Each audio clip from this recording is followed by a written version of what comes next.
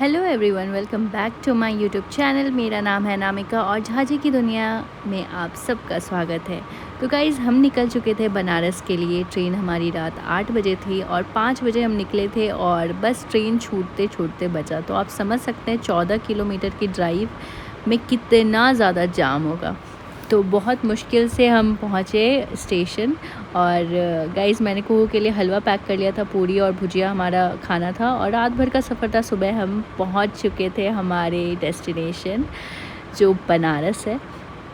बहुत एक्साइटेड थी मैं बनारस के लिए गाइज़, और मैंने बहुत कुछ सुन रखा था बनारस के बारे में, बनारस की गलियाँ, बनारस के फूड और स्पेशली बहुत सारे घाट।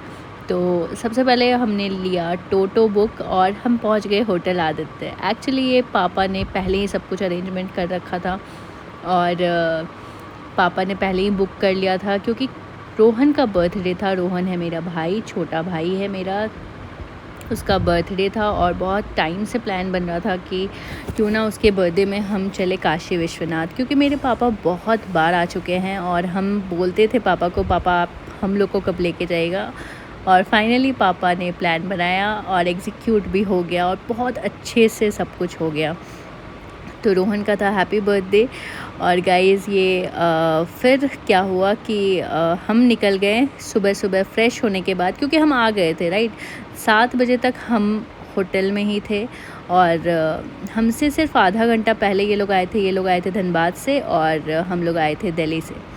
उसके बाद फिर 2 रूम बुक हुआ था यहाँ पे और सिर्फ एक रात हम रुके थे। दूसरे दिन हमने सारा मंदिर वंदिर घूमा और फिर शाम में निकल गए हम अपने अपने जगह, तो जहाँ जहाँ हमें जाना था। तो गाइज़, यहाँ हम नहा के निकल चुके हैं गाइज़। और उसके बाद हमारा प्लान था गंगा स्नान करने का। ठीक है, होटल बहुत अच्छे जगह पे पापा ने बुक किया था, मतलब ये मुश्किल से 1-2 किलोमीटर दूर होगा और मंदिर से 2 से 3 किलोमीटर दूर होगा, उससे ज़्यादा नहीं। और आप देख सकते हैं गाइज़, भीड़ जो है श्रद्धालु की बहुत ज़्यादा थी।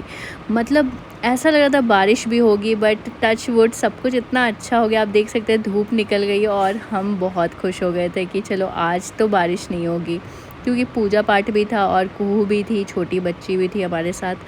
तो गाइज़, हम यहाँ गंगा स्नान करके वापस आ गए। हमने बहुत कुछ सामान ले लिया था, सोचे थे कि नहाने के बाद हम गंगा स्नान करने के बाद ड्रेस भी चेंज करेंगे, बट वहाँ कोई सुविधा नहीं था।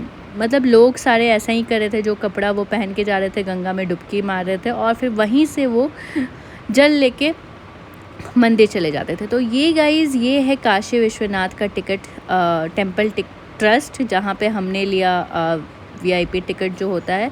और ये अगर आप प्लान कर रहे हैं ना सावन में आने का, तो गाइज़ यहाँ आपको ज़रूर आना चाहिए। बहुत ही ईज़िली काम हो जाता है। ठीक है, देखिए आपको पहले जैसा तो अब रहा नहीं है जिसमें आप शिवलिंग को छू के पूजा कीजिएगा, तो आपको दूर से ही जल चढ़ाना है राइट।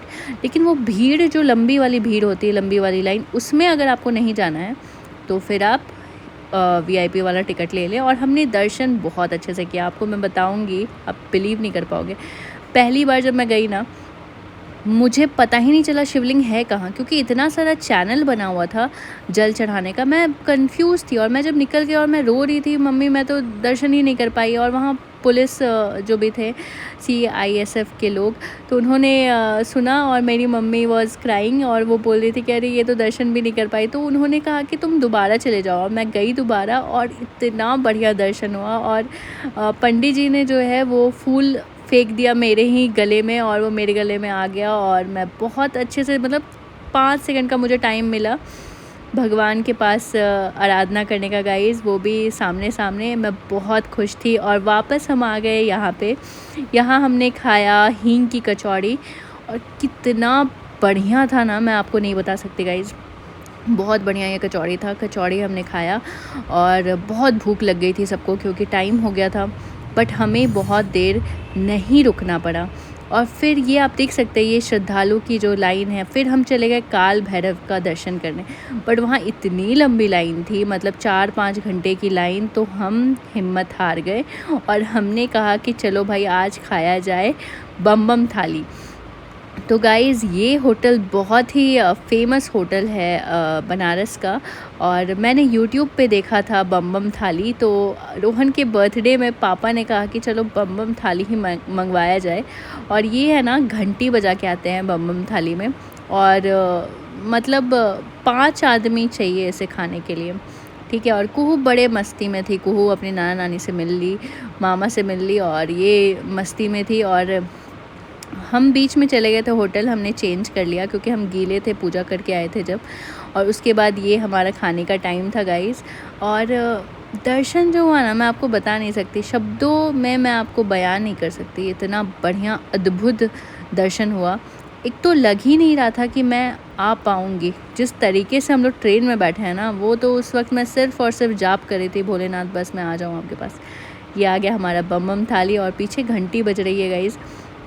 और ये बम बम थाली मतलब 5 लोग चाहिए इसे कंप्लीट करने के लिए। हम कंप्लीट नहीं कर पाए 5 होने के बाद भी।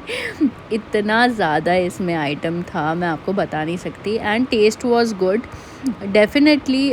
जितना हाइप था वैसा मैं नहीं बोलूँगी, क्योंकि पनीर के बहुत सारे आइटम्स थे। अगर ये मशरूम ऐड कर देते, कुछ वेजिटेबल्स ऐड कर देते तो और सही रहता, but overall it was good, बहुत बढ़िया रहा। और बम बम थाली खाने के बाद, ये पापा का शॉप है, पापा मतलब जब भी आते हैं ना यहीं पे आते हैं, तो पापा ले गए हमें अपने पुराने शॉप। और पापा मेरे बहुत बार आ चुके हैं बनारस गाइस, वो शिवरात्रि और हमेशा मतलब आते ही रहते हैं।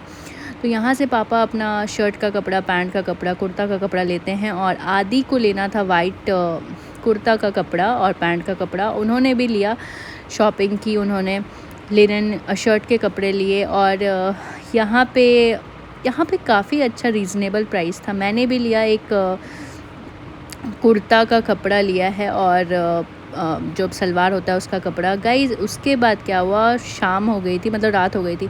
फिर हमने सोचा कि चलो चलते हैं, मणिकर्णिका घाट है ना, बहुत फेमस घाट है, और वहाँ जाने का बड़ा मन था। और बाकी जो था ना, गंगा आरती मिस हो गया यार। गंगा आरती क्या था कि बारिश में ना घाट बंद थी, तो गंगा आरती हम नहीं देख पाए। और जाने से पहले हमने किया टेस्ट ये मलाई रबड़ी, ओ माय गॉड, मैं बता नहीं सकती, इतना बढ़िया था। ये है मणिकर्णिका घाट। तो गाइज़ पानी पूरा भर चुका था, सावन का महीना है, और ऊपर देख सकते हैं अग्नि जल रही है। कहा जाता है यहाँ 24 घंटे अग्नि जलती ही रहती है, अग्नि शांत नहीं होती है। और इसके बाद हम आ गए रात में टहलते टहलते। ये है मंदिर, रात बाहर ऐसा दिखता है। सेकेंड डे गाइज़ हम तैयार होके जाने वाले थे संकट मोचन मंदिर। और काशी एक और शिवलिंग है, वहाँ पे भी हम गए, जहाँ पे BHU के अंदर आता है, बनारस हिंदू यूनिवर्सिटी, वहाँ पे भी है। और ये मंदिर में गाइज़, ये भी एक बहुत बहुत प्रसिद्ध मंदिर है। इसमें बहुत सारे शिवलिंग थे, शायद 101 शिवलिंग थे, अगर मैं गलत नहीं हूँ तो। और यहाँ पे हमने टाइम स्पेंड किया अच्छा खासा। यहाँ पे भी बहुत लंबी लाइन थी गाइस, बट कहते हैं ना, मतलब क्या बढ़िया हम लोग का जतरा रहा, मैं आपको बता नहीं सकती। मैं गई लाइन में खड़ी हो गई, और मेरा भाई मुझे बोला, दीदी इधर से चलो, संभव नहीं आज दर्शन हो पाएगा, 3-4 घंटा लग जाएगा, तो इधर से चलो घूम ही लेते हैं हम लोग। तो जब मैं वहाँ गई ना, वहाँ पीछे से डोर था मंदिर का, और वहाँ भी लोग थे, और वहाँ सामने ही पूजा हो रही थी मंदिर की, आप समझ रहे हो। तो यहाँ तो यार मतलब गजब लक साथ दिया, यहाँ पे भी हमने पूजा किया। इसके बाद आप देख सकते हैं टोटल 101 शिवलिंग है। और गाइज़ इसके बाद ना हम गए थे संकट मोचन मंदिर, और संकट मोचन मंदिर का जो मतलब दर्शन हुआ है, एकदम अद्भुत, मतलब वो मैं आपको बयान नहीं कर सकती। देखिए काशी विश्वनाथ में आप फ़ोन लेके नहीं जा सकते, संकट मोचन में भी आप फ़ोन लेके नहीं जा सकते हैं, ठीक है। तो मैं बहुत सारा क्लिप तो नहीं दिखा सकती क्योंकि मैंने लिया ही नहीं है ना। यहाँ पे हमने अच्छा खासा टाइम स्पेंड किया। कुहू और मेरा ड्रेस आप ज़रूर कमेंट सेक्शन में बताना कैसा लग रहा है। और गाइज़ मतलब अगर आप ट्रिप प्लान करो बनारस के लिए, तो आपको मैं बता देती हूँ, आपको दिमाग में रखना होगा कि आपको चलना बहुत है। एक दिन में हम लगभग 12 से 15 किलोमीटर चले थे, जी हाँ गाइज़। और ये संकट मोचन मंदिर हम जा रहे थे, और संकट मोचन मंदिर के बाद का है ये शायद। और गाइस संकट मोचन मंदिर में क्या हुआ, यह मंदिर आप सबको पता होगा, तुलसीदास जी ने बनवाया था, बहुत ही पुराना मंदिर, प्रसिद्ध मंदिर। और ये है ये जो मंदिर है गाइज़, ये 1 बजे बंद हो जाता है और हम पहुँचे 12:45 में, मतलब 12:45 में हम पहुँचे बाहर में, गेट के बाहर, ठीक है। वहाँ पहुँचे और उसके बाद फिर वहाँ से वहाँ जाने में ही 15 मिनट लग जाएगा। आप समझ रहे हो, लंबी लाइन थी, बहुत लंबी लाइन थी। और फिर क्या हुआ, वहाँ हम लोग खड़े थे और लगा यार आज तो दर्शन नहीं हो पाएगा, इतनी भीड़ थी मैं आपको बता नहीं सकती। और उसके बाद फिर पापा को एक पंडित जी ने देखा, पापा को उन्होंने कहा कि आप इधर आइए, इधर आइए, इधर से आप दर्शन कर लीजिए। और फिर वहाँ पे भी हम, मतलब एक कुआँ है, कुआँ बना हुआ है, वहाँ पे भी मतलब बहुत लोग थे, बहुत भीड़। और वहाँ उस लाइन में हम गए और सोचे बस दर्शन हो जाए, और जो दर्शन हुआ ना गाइस, ट्रस्ट में, मतलब वो झलक जो बजरंगबली ने दिखाया अपना, मैं बता नहीं सकती कितना अद्भुत, मतलब आँखों में आँसू आ गया था। वो भावना, वो कनेक्शन, मतलब ऐसा लग रहा था कि बजरंगबली चाहते थे कि नहीं, मेरे पास आई हो तो मिल के ही जाओ, तुम ऐसे नहीं जाओगी। तो ऐसा लगा, और लगा कि मंगल का जो व्रत मैं करती हूँ ना, वो सफल हो गया। मेरी मम्मी भी मंगलवार का व्रत करती हैं, और लगा कि अब सफल हो गया, बजरंगबली बुलाए हैं तो जाना पड़ेगा ही, वरना लग ही नहीं रहा था कि हम लोग दर्शन कर पाते गाइस।